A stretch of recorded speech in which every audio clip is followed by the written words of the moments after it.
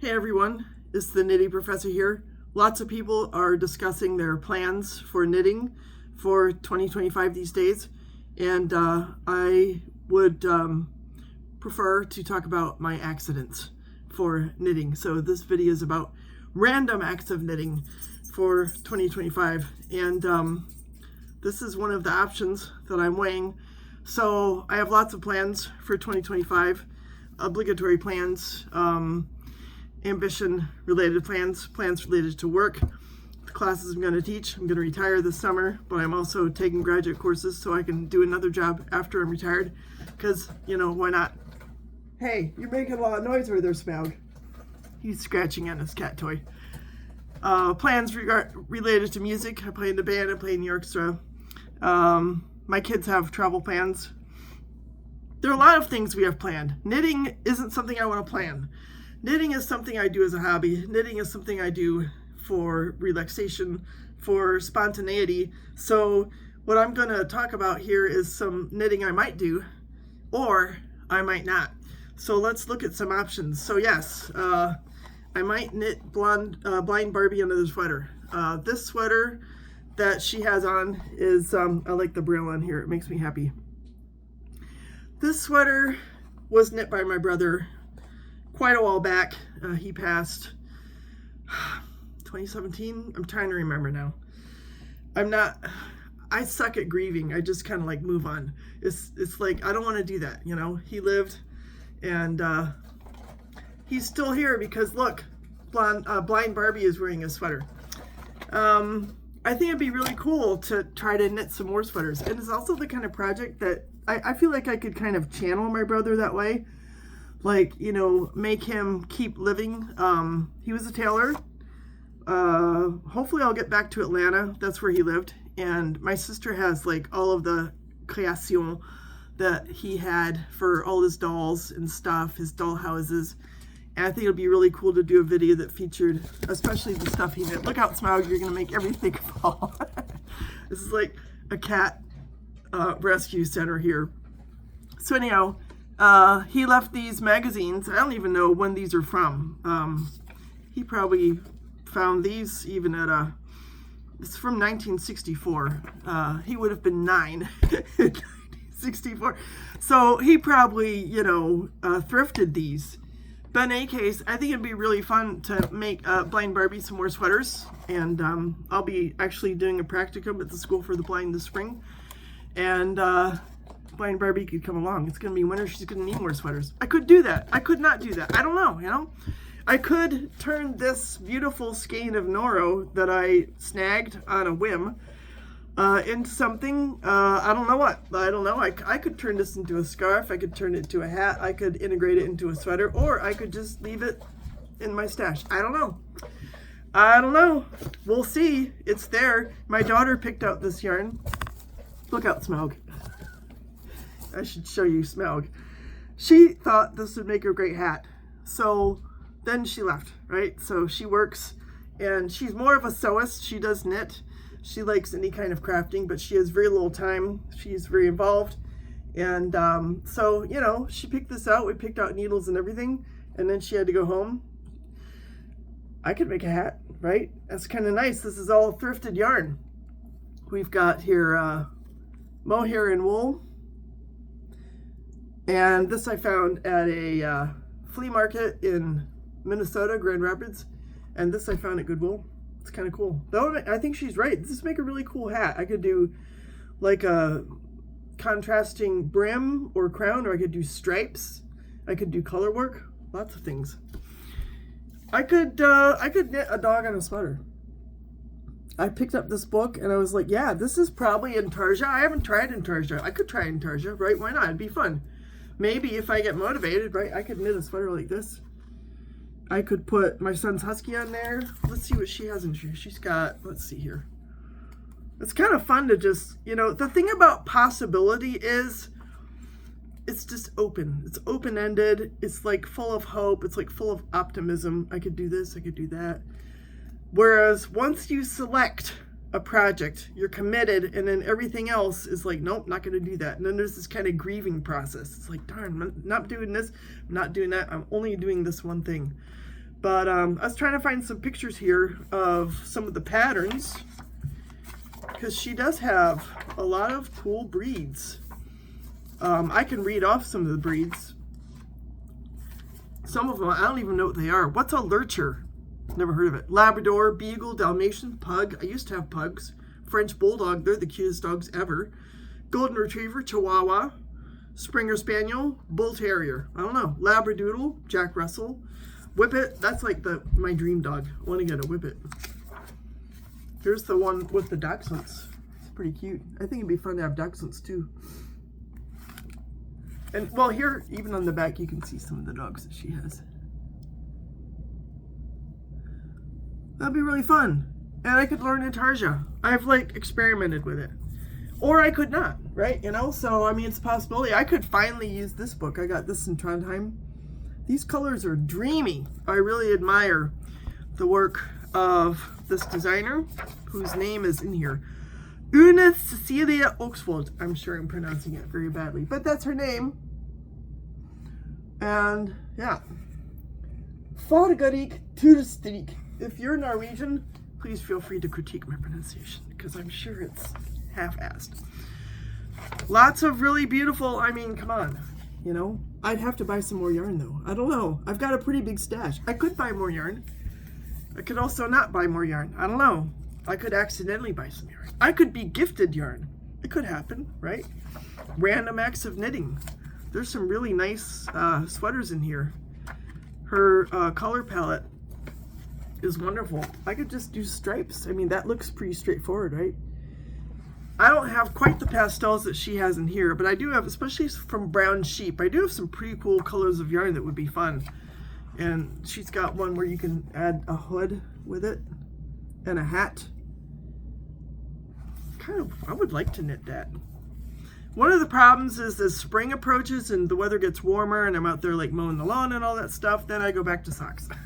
Because having a lap full of unfinished sweater works in the winter, kind of like what I'm doing now, doesn't work so well in the summer. So any sweater I begin, I could finish it or I could not finish it, you know. I mean, I don't know. I'm not planning anything. I'm just sort of, my wheels are turning. My wheels are turning. It's a good thing, right? It's a hobby. It's not my job. I don't have to knit anything. I could stop knitting tomorrow. Well, actually, no, I couldn't. I think I would die. But, you know, some people do. No, I'm not going to do that. I want to knit this. Like right now, I want to knit that. But then there are like 10 other things I want to knit, so I got to pick one. I could, heck, I could finish this pair of socks. Look, I have the one.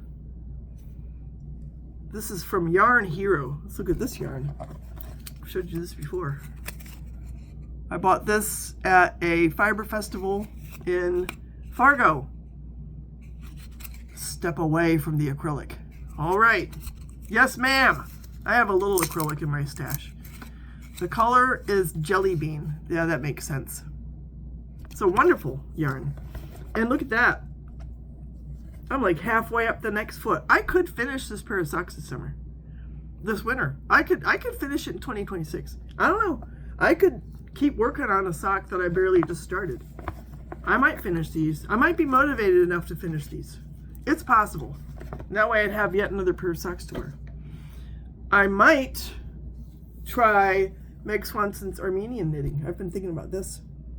This is a really cool color work technique where you integrate the floats all the way around. So even in the solid areas, you keep using the two colors. You just do the background color as floats, and you have to be really careful how you orchestrate the floats. What the heck? I was planning something. I don't know what this is. Looks like I was thinking about a random act of knitting a cat at some point. And I didn't do it. I'm really interested in this vest. So again, you do this stranded color work, and all the areas that are just gray have the black yarn strung along behind using, you know, your stranded technique where every 4 or 5 stitches you do a float. And it's supposed to have a heathered look. This involves steeking. I like steeking. I haven't done steeking in a while. I think it'd be really cool. I was looking at this and I was like, the size is going to be a little tight, but hey, you know, I'll just change it. I've changed other patterns. I could change these patterns. This book is a little dated, but I really like the technique because I think you could almost take any two-color design, you know, with a background and a foreground color, and you could use this technique, and then it would be an alternative to Intarsia. I could try that. Could also not try it. I could, here's something. I could finish this hat. Come fairly far. I mean, maybe halfway. It's gonna be really cool. Look at that. I have to even find the book where I was working out of this. It's really pretty. Could try it on.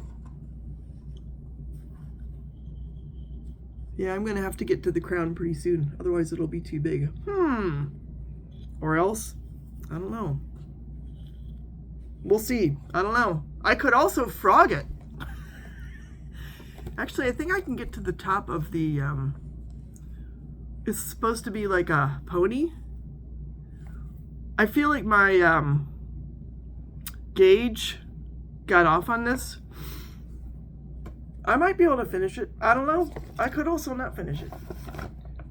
We'll see how the random knitting goes along. I could also try something from this book that I got in Copenhagen. I could try this vest. Boy, that would be such a challenge. That would be such a challenge. Talk about having to count stitches.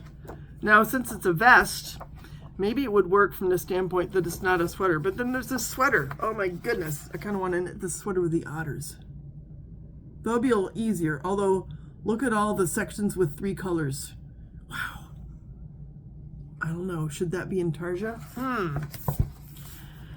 I could challenge myself. Or I could just take it easy and go back to the socks. This vest really, I don't know. It's kind of got me thinking there. I've been wanting to knit a vest because I think it'd be really useful at this time of year.